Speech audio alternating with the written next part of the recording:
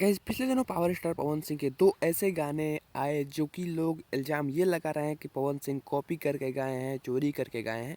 आज की वीडियो में उन्हीं लोगों को जवाब देने वाला हूं, तो वीडियो में लास्ट तक जरूर बन रहेगा। जो सबसे पहला गाना है उस गाने का नाम है घघरी। ये गाना 22 तारीख को पिछले महीने रिलीज़ किया गया था और अभी इस गाने को रिलीज़ हुए 4 हफ्ते हो चुके हैं। गाने पे ये इल्ज़ाम लगाया जा रहा है कि ये बॉलीवुड के पुराने गाने चुनरी चुनरी का कॉपी करके बनाया गया है। और दूसरा जो गाना है वो हाल ही में रिलीज़ किया गया है, सैयां मिलल लड़कइयां। इस गाने को भी बॉलीवुड के किसी गाने का कॉपी बताया जा रहा है। तो कॉपी वो होता है जिस गाने का आप सेम लिरिक्स उठा के, सेम म्यूजिक उठा के अपने गाने में रख देते हैं, गा देते हैं। कॉपी उसको बोलते हैं। और पवन सिंह ऐसा बिल्कुल नहीं किए हैं। पवन सिंह उन पुराने गानों को मॉडिफाई करके, अपना नया म्यूजिक ऐड करके, नया लिरिक्स ऐड करके भोजपुरिया स्टाइल में उस गाने को बना के गाए हैं। तो ये कॉपी नहीं होगा, ये रीमेक बोला जाता है।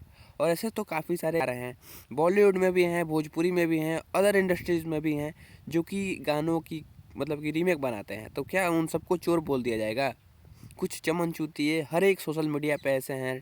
मैंने इंस्टाग्राम के भी काफ़ी सारे रील्स देखे, फेसबुक के भी काफ़ी सारे रील्स देखे, यूट्यूब पे भी काफ़ी सारे लोगों के ऐसे वीडियो देखे जिसमें पवन सिंह को कॉपी बताया जा रहा है कि पवन सिंह कॉपी करते हैं, गाने की चोरी करते हैं। ये गलत है और इस चीज़ को रोकना चाहिए, ये चीज़ नहीं होना चाहिए।